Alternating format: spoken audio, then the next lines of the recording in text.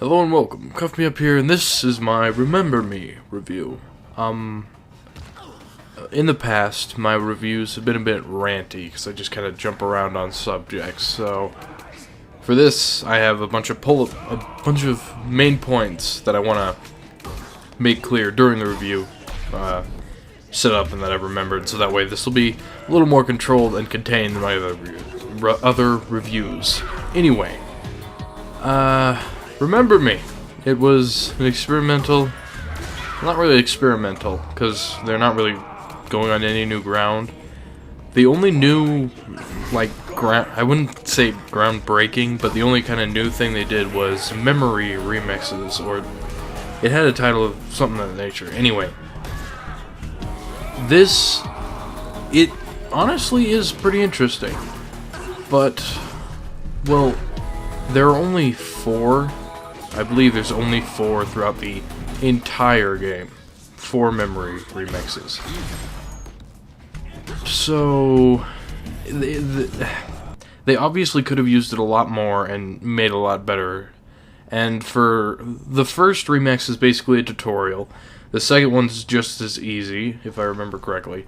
It was way simple, and I feel they could have made it so there were a ton more outcomes you possibly could, create by messing with things during the scene.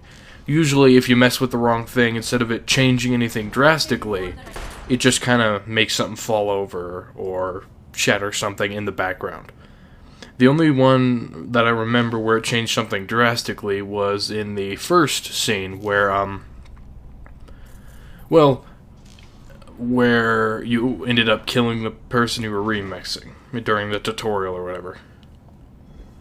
So, that was an interesting idea, but I feel they didn't do it quite well. It could have been done better. And that's what I'm going to be saying a lot throughout this review, because this title had a lot of potential. It was a platforming adventure with combat, customizable combos, all that stuff. It sounded cool. The only problem is they didn't do it very well. I mean, the combat was okay. The only problem is, well, their big thing was supposed to be customizable combos, but you don't actually customize the combo itself. You just kind of pick what each button does, like what power it does. I believe there are 4, it does more damage, it heals you, it adds a combo, something like that. Sorry, I haven't played this game for a week, and wasn't that memorable, ironically, considering the name. I mean, I really wanted to like this, going in. And there were moments where I was having fun, mid-combat, you were able to do overload moves during a lot of security guards earlier in the game, and then maybe much later on, where, well, basically the overload move is essentially like putting a gun to the back of someone's head and just pulling the trigger and seeing their brains flutter out, but it's not nearly as gory, but 10 times as satisfying. Just seeing the boom as you see memories fly out from the front of their face. I'm sure, it felt satisfying every now and then to do that move, even though it was just kind of a click, kill 'em type thing. It was cool, satisfying, and that's honestly one of the only high points to the combat. The rest of it was meh. They have enemies where you have to do specific combos. I mean, you already only have a total of 4, yet they limit you even more by making it so during this, there are enemies where every time you hit them, you'll lose health, so you have to focus only your healing combo on that person. Which that's exactly what you don't want to do with a fighting game. You do not want to limit your player's choices to, nothing. Maybe if you want to have it there's an enemy where you have to get behind them, or you need to get rid of their shield, something like that is okay, but if you absolutely force them to use one combo set or one type of move the entire time you're fighting the thing, that's just, not smart. So the combat was okay. It felt very, very linear. Mainly thanks to, well, it was linear. That's one point. But also, because every time you're platforming, there's basically a big arrow pointing where you have to jump next every single second. It made it feel that much more linear. Because instead of admiring the pretty nice world, well, it's okay. I don't really like that type of world. It's okay. I mean, the whole idea of transferring memories and stuff, and people getting messed up because of it, and other people being super happy because they tore out the bad memories, but then bad stuff still happens. I mean, that is all really interesting. But, the design of the world, I don't know, maybe it's just not what I enjoy particularly. I'm guessing that a lot of other people like it, because, yeah, anyway.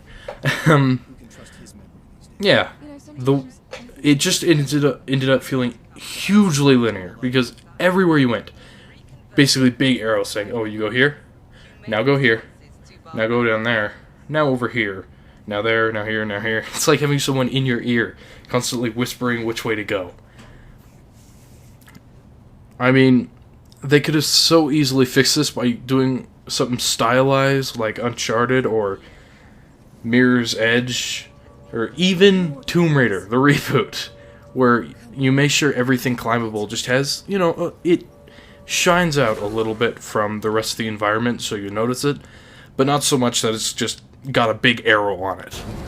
They honestly could have done that a whole lot better. Instead, it just made it feel entirely linear. Okay, we covered the combat, the platforming, the feel of the game. The platforming is okay, it's just, it only works when you're doing exactly what you're supposed to do. If you try and jump another way, or do something you're not supposed to, the jumping feels stiff, and it feels like the game's just not working well. So, the platforming it worked. Yeah, the world was creative. Okay. Combat, platforming, felt linear. World was creative. Occasionally, the naming scheme, this is just a personal note on it, the naming scheme was kind of fun. Sometimes it would work, like calling one of the areas you enter Slums 404, like Error 404, and instead of terrorists, they're errorists, which, I thought it was fun. But then other times, they're just really, well, the names didn't work, like calling someone Bad Request and Kid Christmas? What? It's just, sometimes this cool little naming scheme worked, and then other times it fell flat. The story, it's okay. It has the occasional twist or turn, and he was able to keep me entertained. The voice acting. It's not the worst, but it could definitely use improvement. Same with the dialogue. It might have been just the scenes, it might have been the voice acting during the scene that made the dialogue feel kind of awkward and stiff. But, I don't know, this voice acting dialogue really, it could use some improvement. Definitely. And, I think I covered all the points. There was a decent variety in enemies, even though a couple of them made you completely limit your moves. It was, I think that's everything. Overall, the experience was okay. I mean, I wasn't bored out of my mind or anything. And it wasn't too easy of a game, despite how hugely handholdy it is, but that's only because I went to the hardest difficulty. And even then, I never really got to a spot where I thought, oh, how am I gonna beat this? It was always just like, okay. So, let's retry that, and I got it beaten. It only took like 2 or 3 tries, even on the hardest difficulty, with most fights. The boss fights. I didn't put that up as a bullet point, but from what I remember, the boss fights were fun. They had kind of their own creative twist on it. Like, despite the name Kid Christmas, his fight is pretty cool. Like, he summons a digital arena, like a UFC ring, and then it's just interesting. With the boss fights, they were creative, fun, and I give them props for that. The combo system, yeah, that definitely needs to be fleshed out more. I think I covered everything. Combat, okay. Platforming, This time, it works. you should stay. Story, yeah, it was decent. Voice acting and dialogue, that was okay. The look of the game, that was pretty good. And yeah, that about covers everything about the game that I can think of at the moment.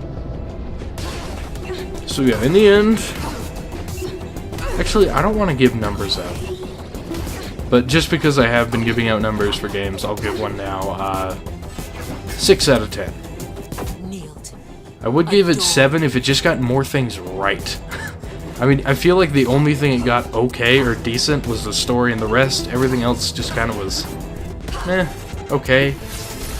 I wouldn't call it horrible or anything, but it's just an average game. Honestly, that's all I can really say about it, is it's an average game. So, if you don't really care about gameplay or anything like that, honestly, I can't fully recommend this game to anyone. It was just average. So if you're like super interested in the story and stuff, I guess you could pick this up. Just be cautious, rent it first. Stuff like that. So yeah, I'm gonna give this a 6 out of 10. And now, from now on, I want to make it so I either say just, support it. That means go out and buy it in any way you can. Play it. Ignore it. Avoid it. And then something worse than that. Destroy it or something. Anyway, for this, I'll give it, Mine. try it. All lower their That's eyes between to ignore it and play it. Just, if you have the chance, just give it a try. Other than that, don't go out of your way to play the game. It's overall mainly just average. I honestly wish it was more. I had a lot of hopes for the game. It seemed like fun. Platforming, a good brawler, those could work so well together. But they fell flat. Hopefully, if they do come out with a sequel, it'll be a whole lot more memorable, and it'll be a whole lot more fleshed out. And yeah, that's it for my review. 6 out of 10. Give it a try, or ignore it. Either's fine. It was an average game. I said that like 7 times. My apologies. Anyway, thanks for watching, and I will see you all next time.